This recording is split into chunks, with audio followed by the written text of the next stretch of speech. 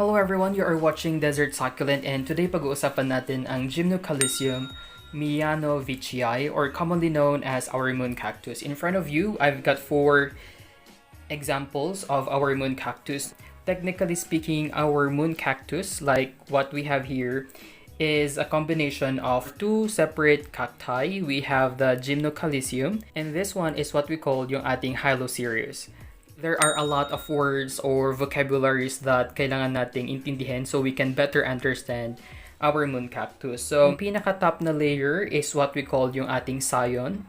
And itong parang pinaka-base niya is what we call yung ating rootstock. So, I have here 4 different colors of our Gymnocalycium. These are considered mutant and they are unable to photosynthesize. So, ano nga ba ibig sabihin ng photosynthesis?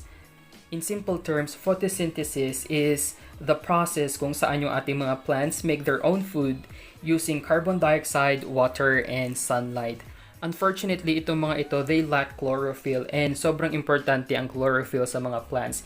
Ang chlorophyll kasi is responsible for absorbing energy from the sunlight to produce carbohydrates, which is their main source of energy. Now that we know that our Gymnocalycium cannot photosynthesize on their own, they require now nutrients from another cacti with the help of these rootstock. Ayan. So, our Gymnocalycium are grafted into these rootstock na tinatawag natin for it to survive. Kasi yung nutrients niya will be coming from this one. If we will not be grafting itong ating mga gymno dito sa ating rootstock, it will not survive on its own. Kaya sobrang importante itong pinaka-base niya or yung rootstock. When we talk about grafting, it's just the process of combining 2 different plants to make a new one. Like for example, this cactus and we have this cactus to make one single cactus.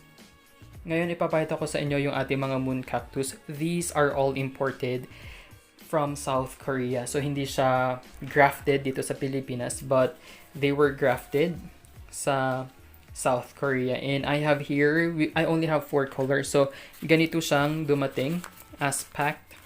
Ayan. So, I will be sharing to you some tips kung ano ba ang dapat ninyong gawin pagkatanggap ng inyong mga moon cactus. So, while you are unwrapping this, it's very important for you to inspect na rin yung mga moon cactus ninyo for any pest or damages. Ayan siya. So far, lahat naman nung na-receive ko are in good condition. Ito may mga offsets na siya. And I will show it to you later kung paano yan i-propagate. In front of us are 10 moon cactus in 4 different colors. Ayan siya. So ito may ano na siya, nag-start na siyang magkaroon ng roots. While yung iba, wala pa ring roots. Which is okay kasi in time, magkaka-roots din yung mga yan. Ano ang dapat natin gawin pagkatanggap natin ng ating mga moon cactus? So, whether it's imported or locally nyo lang siya nakuha, it's best na pagkakuha natin ng mga moon cactus, let them rest for a couple of days muna. Usually in my case, I'm gonna wait for 2 to 3 days before replanting them kasi we want to give yung ating mga moon cactus more time to adjust sa new environment, specifically yung temperature na meron tayo dito as compared kung saan siya nanggaling. Number 2, if you are now ready to repot or replant our moon cactus, we need to make use of so for example, you can make use of any pot that you want. Make sure na yung inyong pot na gagamitin may mga drainage hole siya. So for your soil mix, I will be using this kind of soil mix. So this one is a combination of organic soil plus pumice.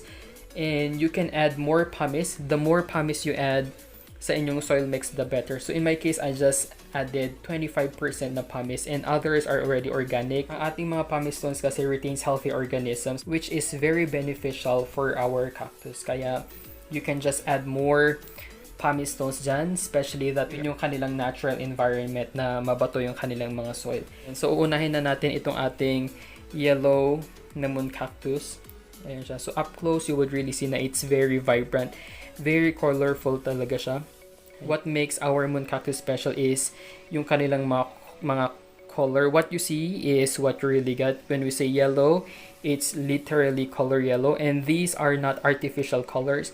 These are natural colors, which is really nice. Ayan. I will show you how are you gonna replant it. So after 3 days na nakapagpahinga sila sa room temperature sa kanilang new environment, it's time for us to repot. At least 1 inch yung ilulubog nating rootstock sa kanya.